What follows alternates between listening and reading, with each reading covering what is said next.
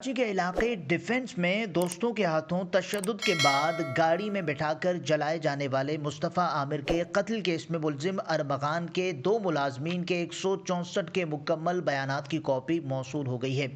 عدالت میں دیے گئے بیان میں گواہ غلام مصطفیٰ نے کہا کہ ارمغان نے جنوری سے پہلے 25 دن کی چھٹی دی تھی۔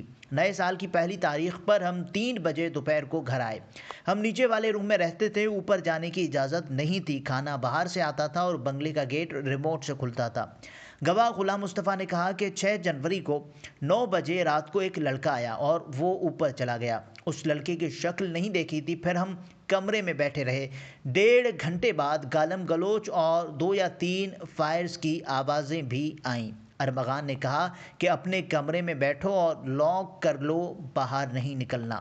غلام مصطفیٰ نے مزید بتایا کہ کچھ دیر بعد باس نے اوپر بلایا اور ہمیں کہا کہ یہ خون صاف کرنا ہے۔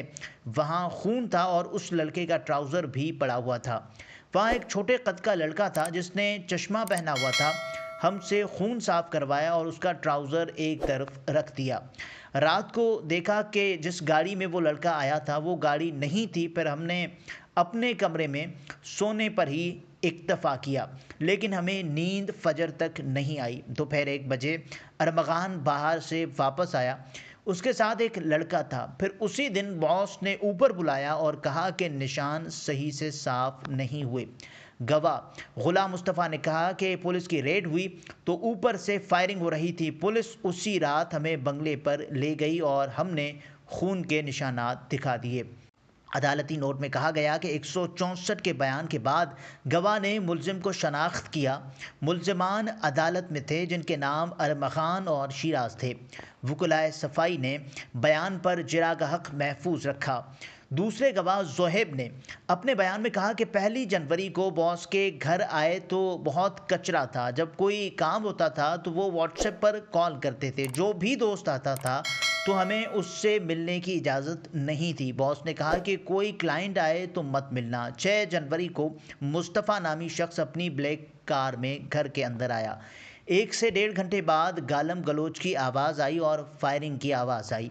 گواہ زہیب نے کہا کہ ہمیں باس ارمغان نے کیمرے میں دیکھ کر کہا کہ کوئی بات نہیں ہے۔ باس نے کہا کہ ایزی ہو جاؤ اور کہا کہ اپنے روم میں جائیں، ڈرنے کی بات نہیں۔ تھوڑی دیر بعد ہمیں اوپر بلایا اور پینے کے پانی کی بوتل منگوائی۔ باس نے ہمیں کہا کہ یہ خون ہے، صاف کرو اور اپنا کام کرو۔ زہیب نے بتایا کہ وہاں پر ایک اور لڑکا موجود تھا جس نے چشمہ پہنا ہوا تھا۔ رات کو دیکھا کہ جو گاڑی آئی تھی وہ نہیں تھی، پھر ہم سو گئے۔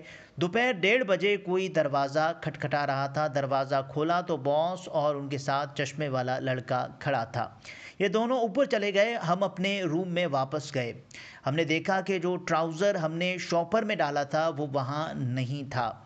گواہ زہیب نے مزید بتایا کہ 8 تاریخ کو جب پولیس مقابلہ ہوا ہم وہیں تھے، جو فائر ہوئے اس کو دیکھ کر ہم باہر نکلے، پھر پولیس نے ہمیں پکڑا اور ہمیں رات کے 2 بجے بنگلے پر لے گئے جہاں ہم نے خون صاف کیا تھا۔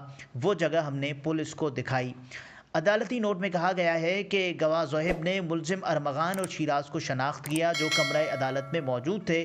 وکلا صفائی نے بیان پر جرا کا حق محفوظ رکھا۔